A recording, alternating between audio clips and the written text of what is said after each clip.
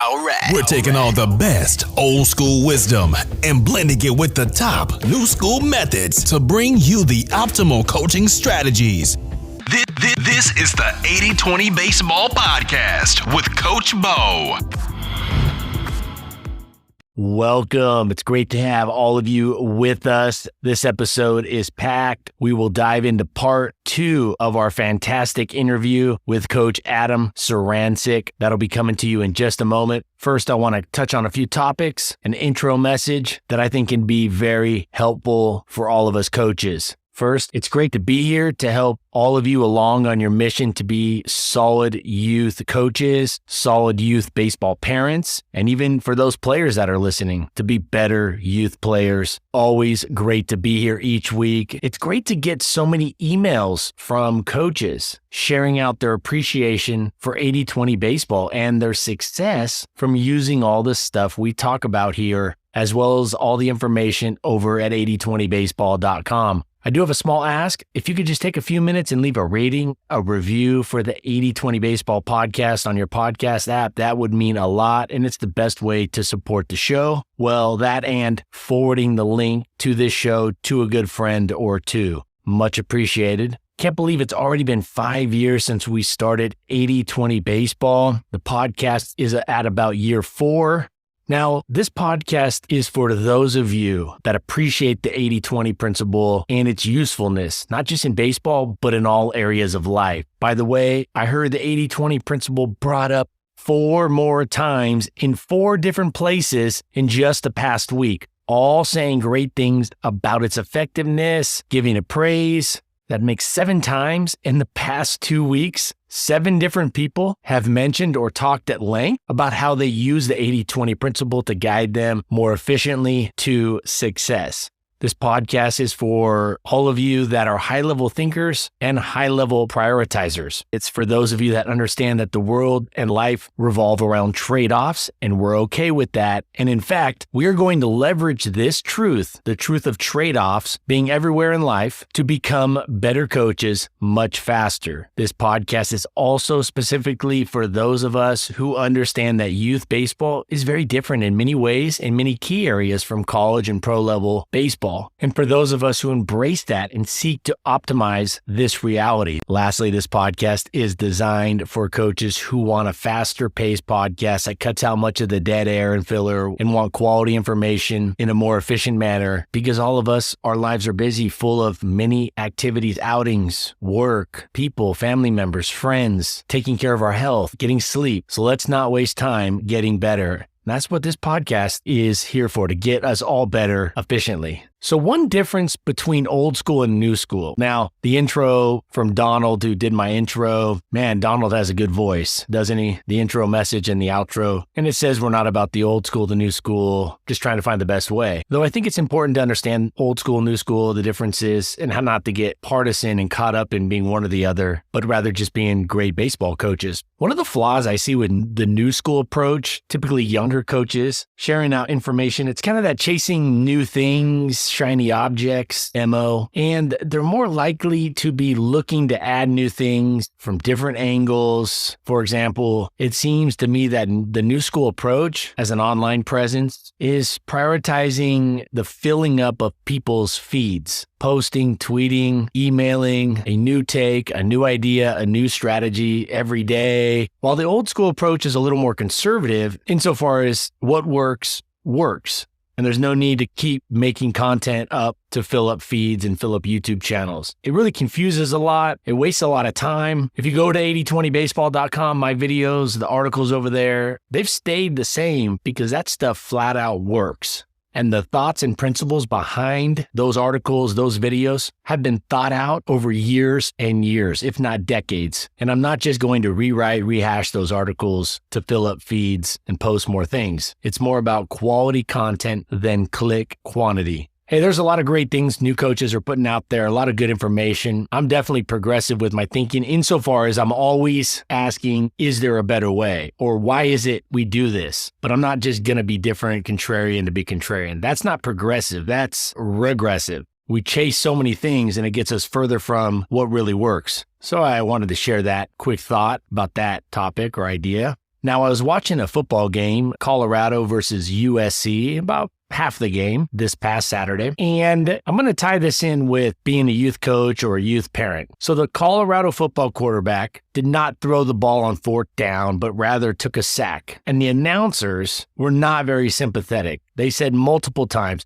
"You need to know better. He needs to know better. He can't take the sack there. He's just got to throw the ball. It's fourth down, into the game. He needs to know better. He can't take the sack in that situation." Well, this was Saturday afternoon quarterbacking. The announcers, I thought, had to be a little more sympathetic. First off, these are college players, not professional players. But more specifically, when we're watching on TV or when you're watching from the booth announcing the game, we have a much better view of everything that's going on. We're not on the field with a helmet on trying to find receivers. We're sitting in a chair or on a couch, and we have this wide camera angle or this wide view. And for these announcers, they're looking down. So they have a bird's eye view of what's going on. And the announcers, in my opinion, need to be more empathetic and understanding when these players make mistakes. The same can be said for youth baseball coaches. I have no problem with these announcers blasting players, even college players, for their lack of hustle or bad attitudes, but not physical errors that look avoidable from an overhead panoramic view. But in reality, this quarterback did not see that linebacker from USC coming from behind him. We all saw the linebacker coming from behind. We all saw it.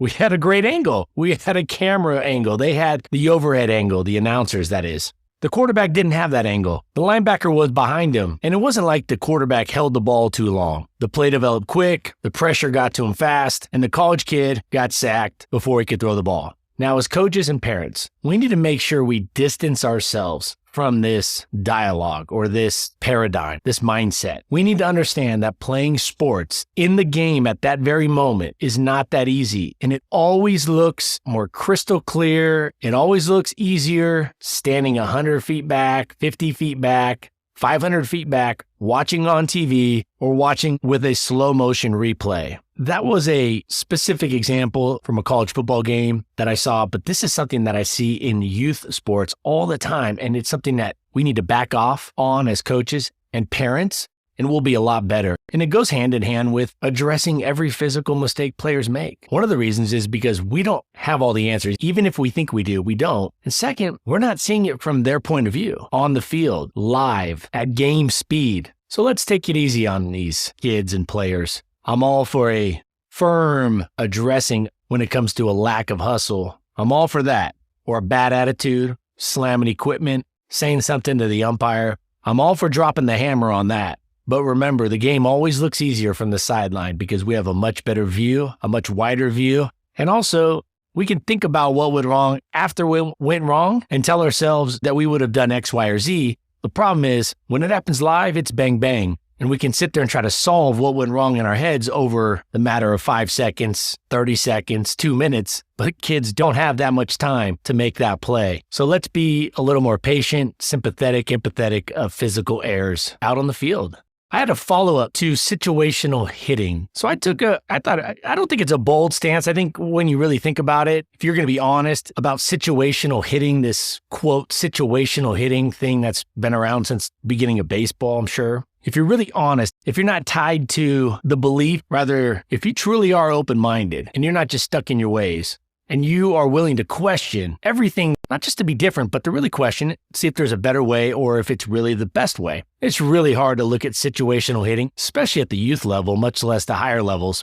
and say, yeah, we should really be coaching up situational hitting rather than a good hitting plan, a good hitting approach, the fundamentals. Situational hitting is not a fundamental. It's not a foundational piece of hitting. It's like the icing on top of the icing on the cake. And also, situational hitting is not fully within the hitter's control. And I don't like an approach that can be deterred by the pitch. Hey, I need you to hit the ball to the right side to move that runner over. But coach, he threw me a changeup on the inside corner at the knees. That pitch has got to be smoked for a base hit or a double into the pull side gap, not manipulated into going the other way. In fact, I thought about this. How many strike three lookings do your players and team have each game and in the season? How many strike three looking do they have? Tally that up. Let's say you play 20 games and your team has 2 strike three lookings a game. That's 40. Let's say 40 strike three lookings in a 20 game season. 40. Now, let's say 10 of those were bad calls by the umpire. Let's just say 10. Probably not, but let's just say. So now there's 30 strike three lookings during the season. That should have never happened. And they probably not more than 5 of those would have happened if you would have really hammered home the hitting approach, the hitting plan, pitch selection, being ready, being on time, your hitters having the yes, yes, yes, no approach rather than the no, no, no, yes approach. Or it's go, go, go, and then put on the brakes if it's not that pitch, but they're ready to hit. If you've practiced and trained them up so they know exactly what pitches they should be swinging at and what pitches they shouldn't be swinging at, doesn't mean they're going to be perfect, but 30 to 40 strikeouts a season looking, maybe more for some teams. That's a lot of outs, and a lot of those situations surely happen with the bases loaded, runners in scoring position, runner on third base, a strike three looking to end the inning, leaving runners on base. How many runs is that costing your team versus how much more run production are you going to have by coaching up situational hitting, assuming your hitters can hit the ball exactly where they want? Your hitters are having a tough time just hitting the ball hard or maybe hitting consistent line drives. Now you want them to hit the ball at a certain location. Now, I'm all for some situational bunting with the drag bunt, especially at the youth level. When that third baseman's playing back, drag bunt. You got an unathletic pitcher on the mound, drag bunt. You got a pitcher, a third baseman that are struggling, that are not making plays, drag bunt. Get that base hit. A quick late show bunt. Get a hit off that. I'm all for that kind of situational stuff. But avoid the situational hitting. It's been around forever. It's talked about all the time. I'm telling you, you're ahead of the game. If you avoid that at the youth level, don't coach it up with regard to telling hitters to hit it to a certain spot in a certain situation, in a certain count, with a certain amount of outs, and a certain score on the scoreboard. I'd love to survey major league hitters that we watch, and I'd like to ask them how many times they were trying to do something with a pitch, how many times they were trying to situationally hit and failed. I mean, of course, we see it when it works, assuming that that's what they were actually trying to do and it wasn't just coincidence. But I bet a lot of weak comebackers to the mound, a lot of weak hits, a lot of jam shots, a lot of pop-ups were a result of unsuccessful situational hitting, the attempt to situationally hit, rather than just honing in a simple quality approach of hitting line drives and swinging at the right pitches. All right, moving on. I have an analogy. We will never be great coaches until we prioritize the development, the long-term development, big picture with our players, rather than the immediate, temporary, short-term winning. This is very similar to our eating habits. I believe that we're never going to improve our diet. And this is not about, I'm not going to get into nutrition and stuff, but it's just an analogy that we see day to day with our diets. You know, we all are trying to probably eat better. I'm always trying to get better with my eating, but we'll never be great coaches until we truly prioritize and truly believe that the long-term development, the big picture with our players of coaching up our players is more important than the immediate, temporary, short-term winning. This is very similar to eating, our eating habits, improving our diet. As hard as it is and as impossible as it feels, the only way to really have success with eating habits or any bad habit, the only way to have true success of breaking bad habits, or in this case, breaking the habit of eating poorly, is prioritizing our long-term health, our big picture health, our overall health, the big picture of our life, rather than those few moments, those few minutes of super tasty food going across our palate. By prioritizing the hours and the days and the weeks and the years of super great health over those few minutes each day, that tasty food that we really want, but probably isn't the best thing for us all the time, is going across our palate. You know, I was sitting there eating the other day, and over the years, my eating habits have gotten better. They were really bad in my 20s. In my 30s, they got a lot better. Probably lost 30 pounds of fat, maybe 35, depending on the scale. And it wasn't until I started to prioritize the big picture. It wasn't until I started prioritizing, essentially, let's say we're awake for 16 hours a day, and we're eating for 30 minutes a day. It wasn't until I prioritized the other 15 and a half hours rather than the 30 minutes of just eating all that junk that I was eating. I don't eat perfect, but it's been a lot easier and I've been a lot more successful because I prioritize the other 15 and a half hours of my day over the 30 minutes that I'm actually tasting the food, the 10 minutes, the 15 minutes I'm actually tasting food. And the same can go with coaching. Until we prioritize the next 60 years of our players' lives, maybe 70 or 80 years of their lives, until we prioritize that and put that ahead of the immediate, temporary, short-term focus on winning at all costs, until we prioritize that, we'll never be great coaches. And the good news is you're here, you're getting this message. I know you're here because you want to be great coaches. You want to be solid coaches. You want to be consistently good coaches. Speaking of being consistently good, I do recommend, and I recommended this a while back, but I want to hit on it again. I recommend the Daily Dad email. It's a quick email. It's about a 1-minute read every day. It's called the Daily Dad. It's a Daily Dad newsletter. You can use it for parenting and coaching, and it's a nice little morsel of a quality reminder every morning. So I recommend the Daily Dad email. And before we jump into part 2 of our interview, I want to say this. We want to coach our players on what to do, not what not to do. So remember, let's coach our players on what to do, not what not to do. So when we're out there as coaches, just keep an eye on these words that we use. Are we saying, hey, don't do that? Or we don't want to do this, or we don't want to do that? Are we saying that a lot? We're saying that more often than we're saying something to the effect of, we want to do this, we want to do that. This is how we're going to do it. This is the expectation. This is what I'm looking to see. This is how it should look. So keep in mind when we're out there, to be better coaches, we should coach our players on what to do, not what not to do. A big part of this, or a big reason behind this strategy and way of going about coaching, is that it imprints, it gives players the visual, because when we tell them to do something or not to do something, a lot of them will see it or they'll kind of visualize it, and we want them to visualize it done correctly. And the other part of it is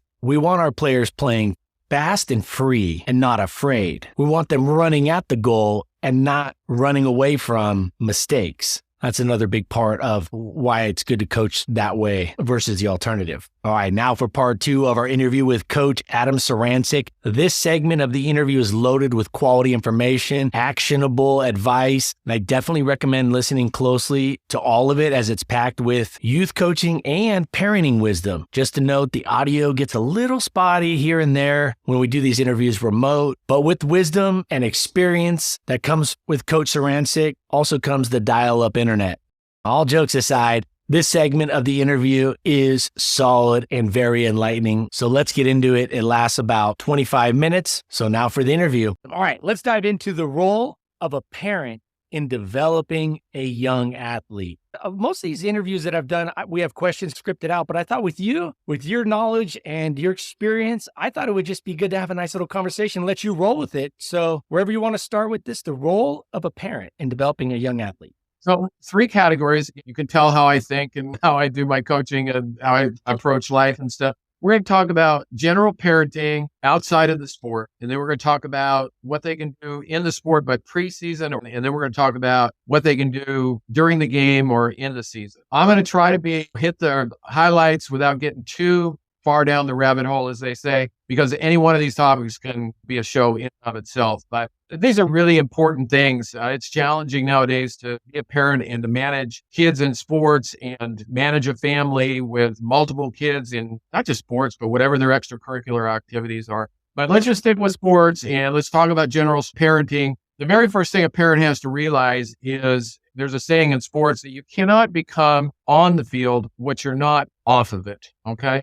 Parents today work so hard and they want to provide so much to their children, understandably. But sometimes we go overboard as providers and we don't take a step back and challenge our kids to be self-advocate and to do things enough on their own and just be supporters of whatever happens. Okay? We try to protect our kids too much with not failing, not having disappointment in their life, always making the best and highest team, always trying to level them up. And sometimes we need to take a step back and just say, you know what? I want you to do your best. And instead of trying to micromanage your every step and try to pave the way for you, I'm just going to support the outcome and just encourage you to keep trying. So I was saying, don't over provide and under support, because I think parents sometimes don't understand what support really means. Support, they use those synonymously, providing and supporting. Supporting is just letting the kid be what they want to be and just say, you know what, I'm here for you. And you have to understand what a growth mindset and failure is. And it's okay. It's okay.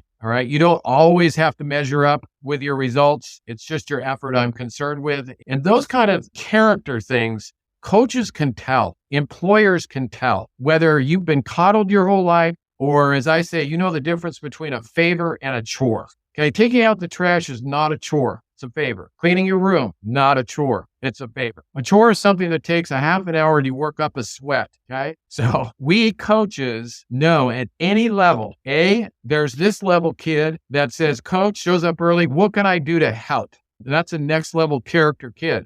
A next level above that, how many kids, coach, on your team, after they've done what you ask them to do, come back to you and say, now what can I do to help? They're looking for more work to do. That's really rare. But you know what? Those are the kids that get the college scholarships. Those are the kids that get the jobs and get promoted. And it's because their parents established that work ethic and that character building philosophy early on. So challenge the kids to be good in whatever aspect of life they're involved in as a student, as an athlete, as a player, and don't jump in to save them all the time. Let them build character. When it comes to performance, really emphasize these things. I have a saying that grades are like batting averages. Batting averages are like grades. I don't care whether you're a straight A student. I don't care if you hit 500. I care about three things. Number one, how high were the standards? Number two, how tough was the competition? And number three, most importantly, how hard did you have to work for it? Okay. I coach a lot of players from a local high school here. 2 years ago, they had 19 valedictorians. 19. They gave out A's like candy. Didn't mean very much. And the colleges around the West Coast know that too. Big difference between that school, being valedictorian at that school, and a different school. And I won't get into names and stuff like that. But make sure that you're challenging your kids, and it's not always about the result. Those three things are really important. How high were the standards? How tough was the competition? And most importantly, how hard are they having to work for it? Secondly, don't get caught up in the seduction and the obsession with sports. It is absolutely overboard, off the charts. Our kids are getting A's in school as students, but they're not having to work very hard. And our parents are saying, well, he's a great student. He's getting all A's. So therefore, he can play multiple sports at the same time. He can play on one team during the week, on a travel ball team on the weekend. And we're trying to have a sports center moment that we can get on Sports Center or TV or whatever. And that's our goal. Right. This whole obsession with year-round sports, multiple sports, and driving our kids to do more and more, we got to back off and really realize, is this kid being sent a message about what's really important, the balance in life that's important to be a good student, to do charity work, et cetera, or are we just driving for more trophies and more medals and playing with a team that's going to travel the most and get the most awards? All right. So this whole balance is really gotten out of hand. It's just not given the priority that it needs to be. And the other thing is that it's very seductive in that everybody jumps in line to do what everybody else is doing. And yet I have a saying, one size fits one. Okay. We're all going to go play travel ball. We're all going to play club ball. We're all going to go try to make this team so that we can travel all around. And yet, is that really what's best for the kid in our family? Okay. And I'm going to get into that a little bit more here. Let's don't get so caught up in this obsession and seduction with sports. Here's something that after going through COVID has received a lot of publicity that I don't think enough parents are taking seriously enough, especially the parents that are out there driving the kids and allowing the kids to play multiple sports at the same time or on multiple teams at the same time. I have a saying, never assume mental and emotional stability from athletic ability. All right. Mental and emotional stability from athletic ability. Parents and coaches assume that because this player is really good, everything's good inside of them, that all is good at home, all is good, at school, all is good because this player is really good. And yet you and I know we've had some tragic stories come into the news media, news feeds in the past 5 or 10 years of elite athletes taking their own lives or getting involved in some really awful things because parents just assumed, wow, he's a great athlete. Everything must be going good. And yet at home, parents are struggling with their jobs. Their relationship is struggling, and they don't realize the impact that has on kids. And that's why this balance is so important. And make sure that, are we really good here? Is this really what is best for you and our family? Is this really what you want to do and not me, again, trying to be a provider of the best for you? So I think we have to be really careful about how we're pushing our kids. The second thing I want to go into briefly is the preseason or off-season stuff. Here's like I mentioned, something that is happening over and over again. A parent immediately wanting to level up their player. And what we mean by that, of course, is my kid's the best on the team. I don't think he's being challenged. He or she really needs a higher level of competition, more coaching. That's going to make them a better player. The assumption is the higher level playing against older kids or on a travel ball team is going to make them a better player. Again, I think we need to slow down and ask some key questions here. First and foremost, by their actions, what is the kid indicating they want? You and I, coach, know that we can tell a kid that's really bought in as a youth to the sport by not just how well he plays, but is he the first one there, loud and believe? Is he upset that practice is over and he's dying for it to keep going? Is he practicing on his own time to get better? Right? That's a kid that's really bought in and maybe is ready for something more, as opposed to a kid that's just good. All right. He just might be good, but it's not something that he's really bought into.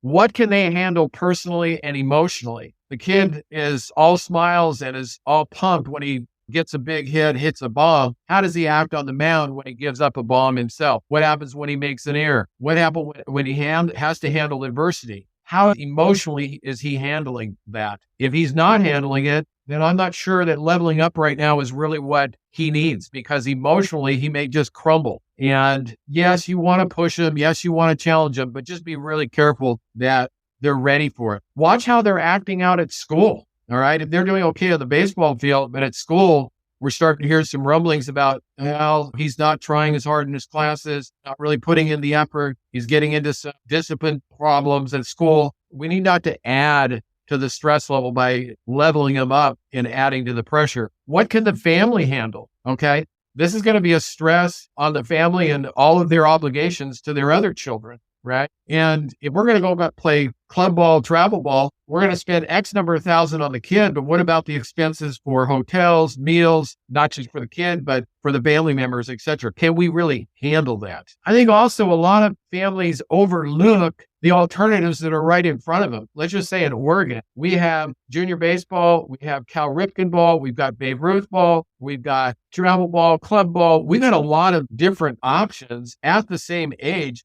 And of course, we have Little League. You don't have to level them up to a club ball or travel ball program. Maybe you go and play junior baseball as opposed to Little League. Maybe you go and play Cal Ripken ball, whatever. There might be a different same age group, just different league that you can get your player into that may not require as much travel and stress on the family, may just be a better quality program and league, maybe better players in that league without adding to the stress on the family. Here's the thing. Let's not feed into the big fish in a small pond syndrome. Every parent who has the best player on the team as their child immediately wants to level them up. And yet, are they really that good? Have you asked somebody who really knows, another coach that's been coaching for 15 or 20 years in the league, whether that player is really ready to level up and is really good? Maybe you should go watch a practice at the higher level team and say, is my son or daughter really as good as I think they are? Can they really handle that practice? Are they really as good? Or are we just playing on a not so good team in a not so good league? And then finally, just because the team is a higher level team, quite honestly, coach, doesn't mean the coaching's any better. Just be really careful that you don't sign up for a new team because that's coach is a former college player, former pro player, has won a lot of trophies and medals and whatever. There's a whole lot of teams that are winning medals or trophies against pretty mediocre competition. I have a saying that a $300 aluminum bat can disguise a lot of flaws. Okay. So they may not be really very good. Some benchmarks there. Do they coach the person as well as the athlete, as well as the player? Okay. They have to have all three components. If they are not, for example, if they're warming up by running to a foul pole and back or a tree and back, it's not your team. If their dynamic movement routine is something they're not actually coaching, they're just telling the kids to go out and do it while they go prep the field or talking to other coaches, not something that you should get involved in. We want them to coach from beginning to end and all parts of the program with the same level of attention and detail and effort. Okay. Another big topic, off-season topic is sports specialization. Talked about this, so I'll just be brief here. But this whole thing of, do we as parents have our kids play baseball year round or multiple sports at the same time? What's really going to get our son or daughter to be the best possible player that they can be? Well, first of all, they're not getting recruited if they're not a good person and a well-rounded person. So let's don't forget that. But just from an athletic and a sports point of view, I would agree up to about 8th grade, getting them to do as many different athletic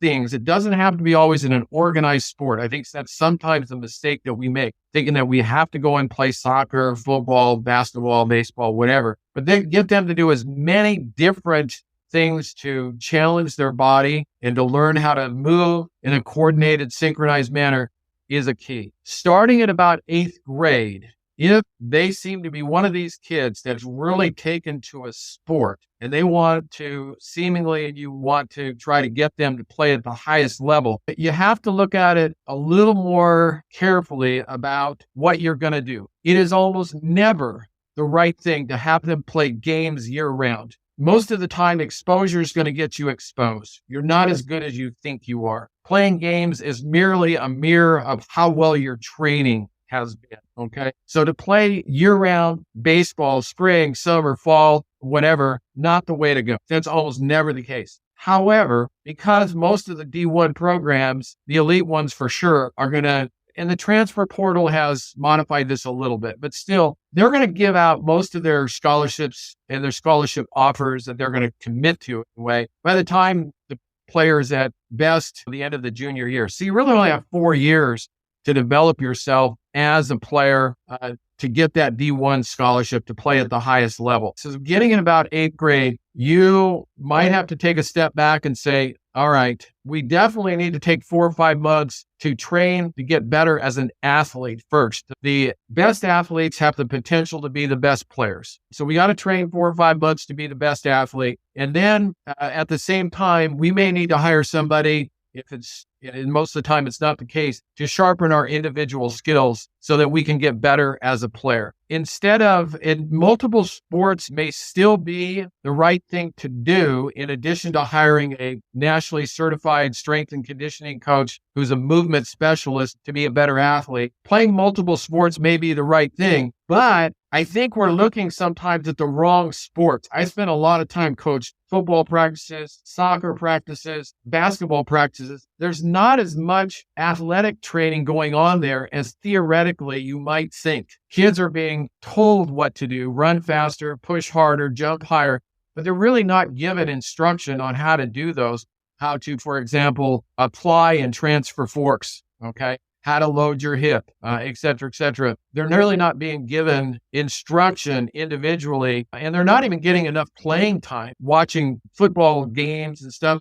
You got 2/3 of the team that's sitting 3/4 of the game. Is that really going to make them a better athlete? Same thing in practices. They're still having the ones out there getting most of the reps. So what I think needs to be done is, from a parenting point of view, if it's really your goal to get them to be the best they can be, how about we do martial arts twice a week and 2 or 3 times a week, go train with a nationally certified strength and conditioning coach who's a movement specialist, instead of getting just involved in the typical sport. Maybe that's the better way to go about it. I just think they need to step back and take a look at martial arts, take a look at swimming, take a look at rock climbing, skateboarding. Some of the alternative sports really use your body in a more holistic way. And for a young athlete in particular, is going to be more beneficial than just signing up like everybody else does on the soccer team, the basketball team, the football team. There's some other things really quickly I'll mention, and that is, does that player have the same growth mindset to every sport as they do to the primary sport? Is he really able to work hard and accept failure in football and basketball like he is in baseball? Are you getting the same quality coaching person-athlete player in football and basketball as they are in baseball? Is he the second team guard and the second team power forward, a second team guard in football, second team power forward in basketball, but the starting third baseman in baseball?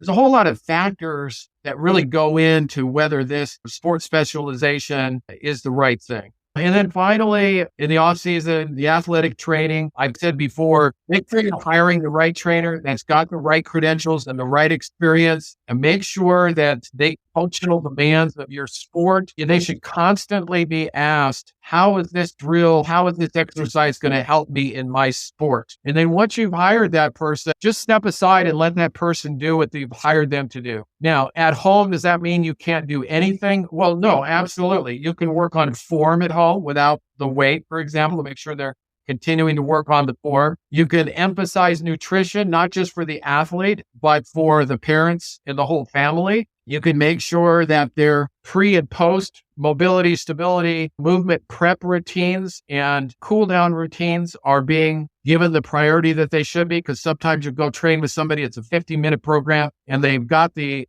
athleticism piece dialed in, but they really neglected the mobility, stability, movement prep, ab core piece going in and the recovery piece afterwards. So you can definitely do those things as a parent. And then the final category, what can parents do during the game and during the season? First of all, read my book, A Ground Ball to Shortstop, how and why coaches see the game differently than anyone else. That's something that'll give them a different perspective of how coaches see players. They don't just see them as players, they see them as people, they see them as athletes. And sometimes winning may not be the most important thing for the youth level. In my opinion, the youth level, and quite frankly, even at the high school level for the freshman team, V1, the JV2 teams, it's about development. Everybody should play multiple positions, an infield position, an outfield position. Anybody who's worked and trained and put in the extra time to be a pitcher and be a catcher should be allowed to pitch and catch. I don't care if they're one of your best pitchers or catchers or not. They should be allowed to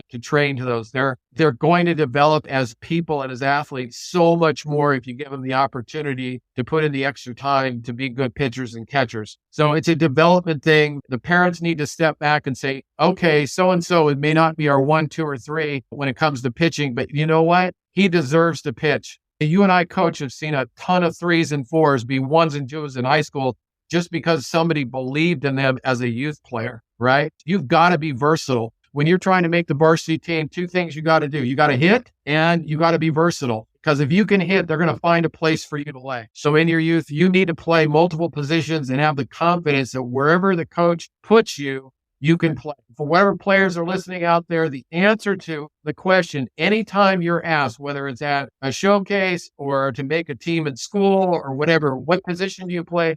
The answer is always the same. Whatever position I need to play to help the team win. Whatever position I need to play to help the team win. So parents have to understand, coaches play the best 9, not the 9 best. Meaning that we're not taking the 9 best players and putting them out on the field. We're putting the best 9 that works the best as a unit. That's the team we're putting out there. So you have to understand that this guy may not be as good a hitter, but if we're better on defense, having him at second, you may have to go play right field or center field. You may be a better second baseman or better shortstop than these guys. But if it helps our team to play better, to have you play a different position, you need to be willing to do that. And the parent needs to understand it's all about the best 9, not the 9 best. Finally, the one that we all probably violate more often, and I'm guilty of this, the last time a player wants to hear constructive criticism, so to speak, about how they played is right after the game. I tell all my coaches, you know what? I'm not going to forget how I played. I'm not going to forget how we played by the next practice. Keep all your comments after the game positive. Every one of them positive. Get feedback from the team, get feedback from the coaches, and make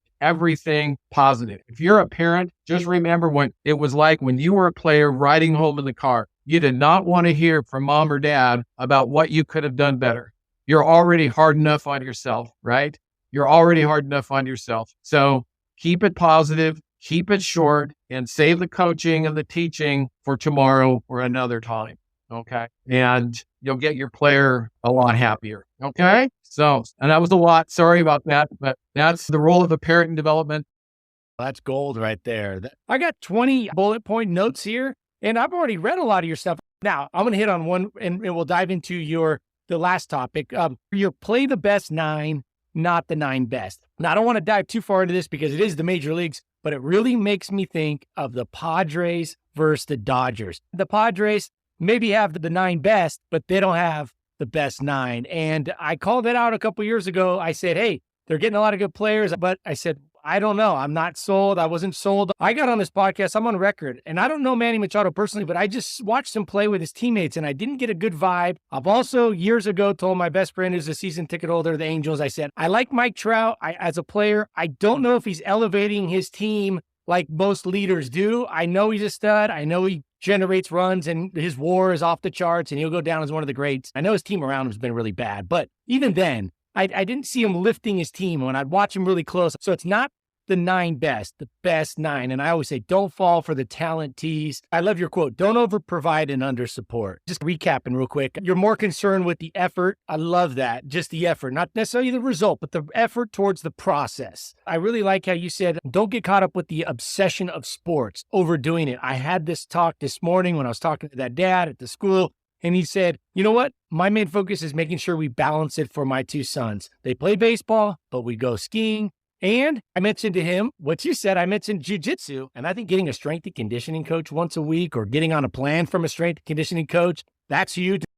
Yeah. Let me just give you a quick example of something that was experienced by one of my high school players going through my career and college counseling class. What I try to do is get them out of the theoretical and into reality by getting them internships or job shadows or whatever. So he did an internship. He thinks major in business marketing at college. And so I got him a job at a company. I have a friend who's the CEO of an event planning company here in Portland. And he went in with his questions. He was all prepared to learn as much as he could. And he asked the director of marketing, he said, so how does a person get an interview and how does a person actually get a job? What is it that is the determining factor or factors that have this person make it through all those resumes to actually get the interview? And then after being interviewed, be the one chosen. And he said, Coach, it was very much like my varsity coach. She said, what's going to get you the interview? All of your tangibles, your great grades, your letters of recommendation, your transferable skills, okay? The things that we can immediately plug and play into our needs at this company. Just like in baseball, the high school player is going to be judged by the college recruiter. Does that person already look familiar to me? Because I see that player every day at practice on our college team.